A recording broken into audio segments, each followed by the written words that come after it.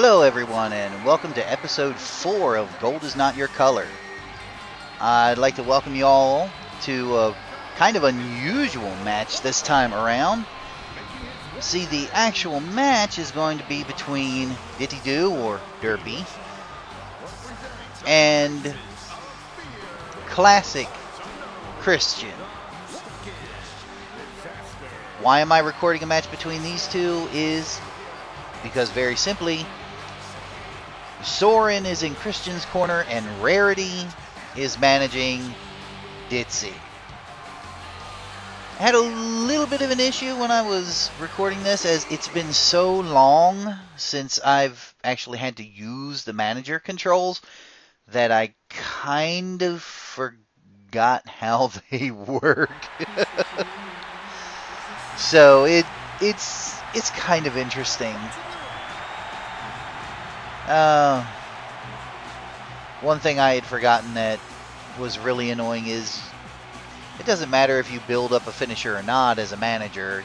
You can wail on your opponent or their manager as much as you want, but you can't do a finisher.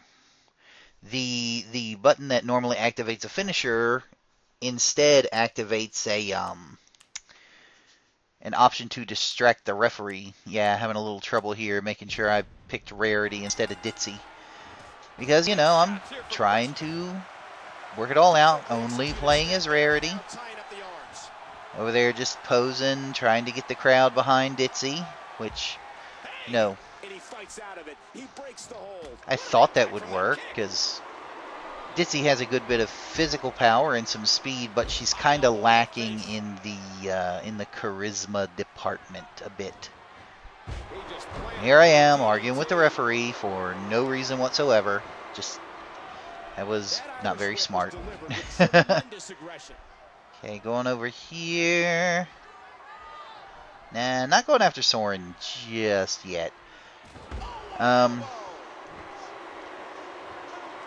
I was wondering if anyone else out there is kind of looking forward to WWE 14 on 2K14, excuse me.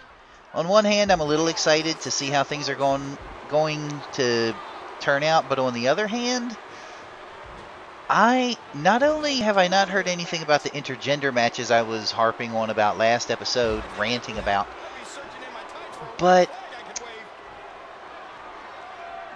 come to think of it, I haven't seen actual in-game images or even mention of any divas at all, which is a real problem for me.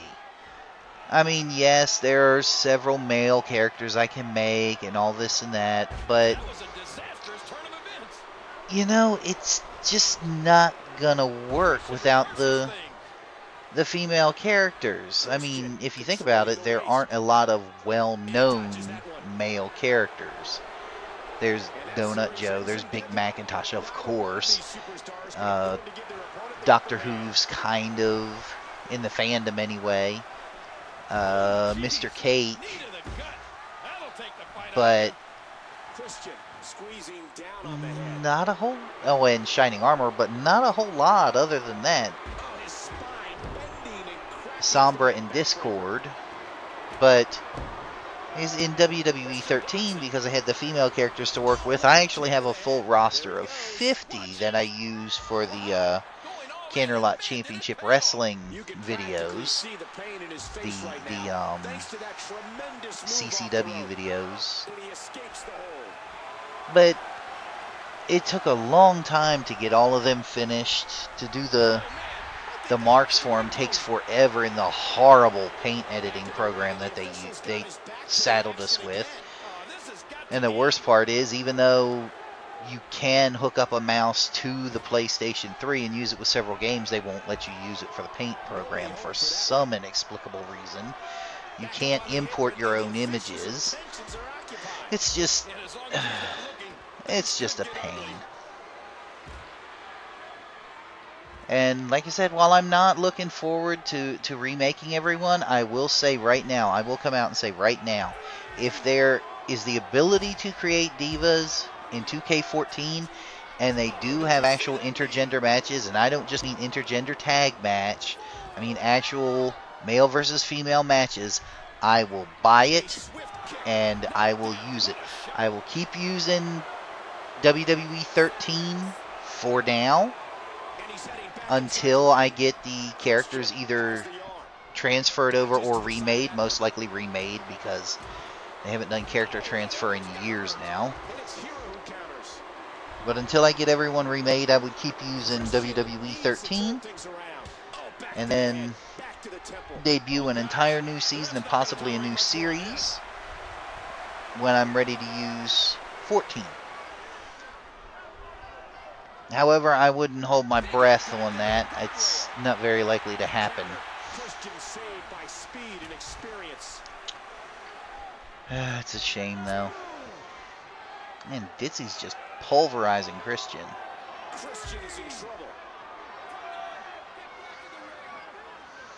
And Rarity's getting pulverized by Soarin. But yeah, I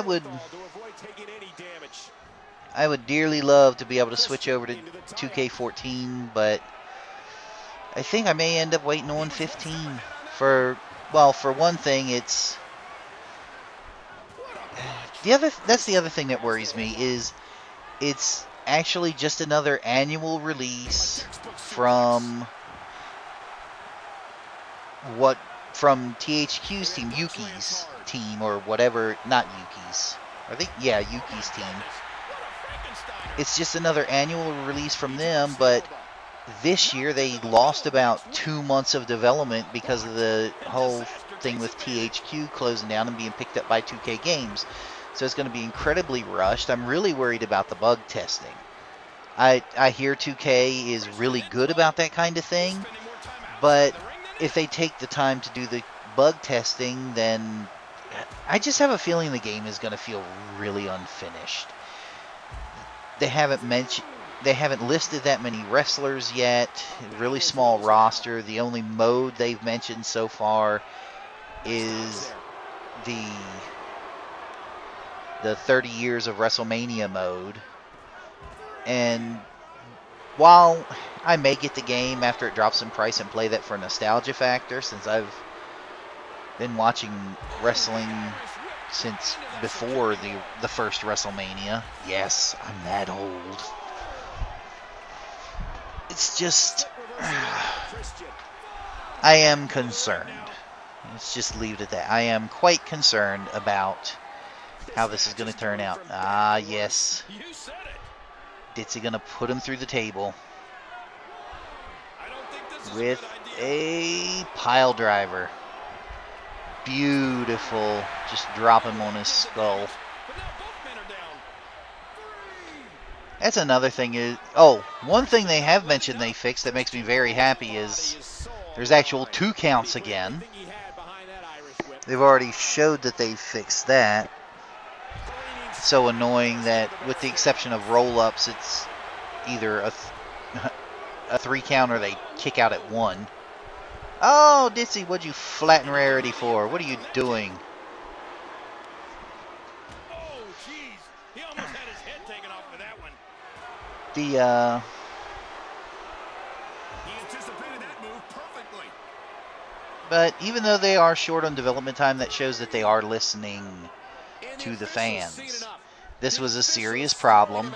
It was mentioned, and they fixed it. And did Rarity? Yep, Rarity just got ejected. I tried to hit a finisher and hit the button to distract the referee and kind of messed up. Ditzy, what are you doing? Oh, did they eject? Oh, wait a minute. I just noticed my little signature thing was sitting there for a long time. Like, left my little signature sign behind for some reason. Unless I just crawled under the ring or something. Would not surprise me. You crawl under the ring. It's not a big surprise. Yeah, is Soarin still out there? Doesn't look. It looks like the referee might have ejected both of them. So, Christian goes behind. and came down to a straight up one-on-one match. There actually wasn't that, with the exception of one point. No, Soarin's there. Never mind, I had forgotten. With the exception of, now see, this is an example of where it can kind of go bad. You see here, he hit his finisher, went for a cover on Ditzy, but the referee was still distracted by his partner. Of course, now Ditzy's going for a submission, and Soarin was being a distraction, so she just let it go. This was a really excellent match. For a second there, Christian from behind. Oh, nasty jawbreaker. It was back and forth. I just wish I had remembered the control for being a manager. It would have been a lot better, I believe. Much more, and this disaster might be averted. Ah, she missed. Boy, he was able to reverse it, get out of that. Perched high, this could Going be up to the big. top. Well, no. Oh yeah, it is all the way to the top. I thought it was a second rope.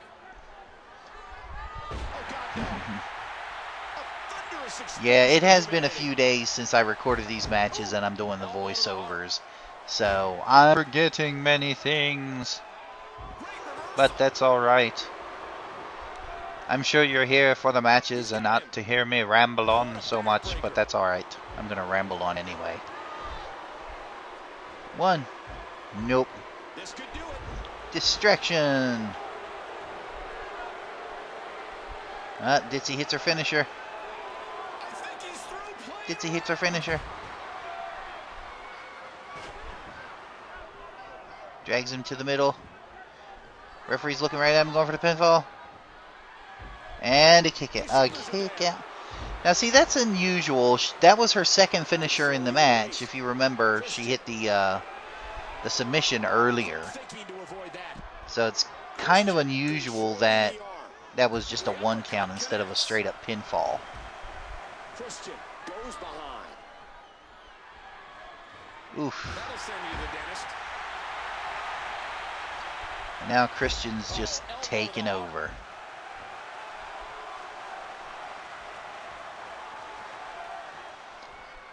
Like I said, I really like... Oof. Forgot she even had that. I really like the way they changed things up a bit.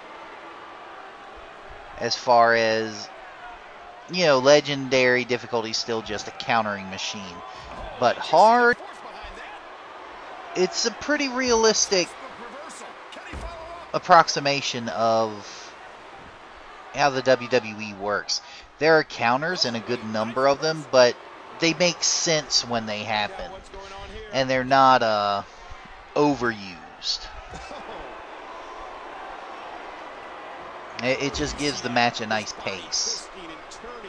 That's one of the reasons I use it for my CCW videos, where I leave the computer fighting against itself. At one point I was considering doing voiceovers like this for those matches. What I actually wanted to do was get my friends together and we would watch it and we would record the voices on that, but that would involve live streaming, and my computer's not so great for that. So believe me, if I could live stream this stuff, I would love to. I would love to set up a live stream where I could record some of these matches with everyone watching. 2, 3. Put Ditzy away. I would love to set up a live stream where I could have people in and watch while I was doing the recording, maybe record reactions. The problem is, just streaming from my television to the computer, there's a 2-second delay, and then there's another like 5-second delay for live stream. So a full 7 seconds or sometimes more between what I'm seeing on my television and what people are reacting to in the stream. That would be really off-putting. But, you know, maybe recording the matches and finding a way to live stream them properly. We'd see what happens. And Rarity comes back out and gets in Ditzy's face for losing, despite the fact she got kicked out. Anyway, that's it for this episode. I want to thank you all for watching. Remember, like, favorite, subscribe, comment below, and I'll see you next time. Farewell!